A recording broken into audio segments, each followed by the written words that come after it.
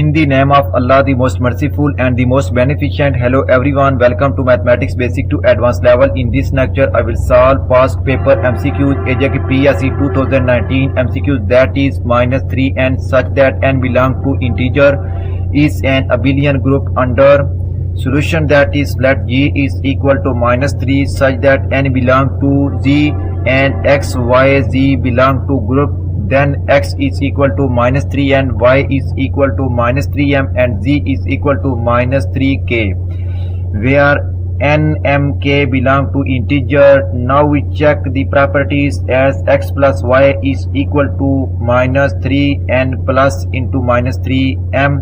So take common -3, so -3 into m plus n belong to group.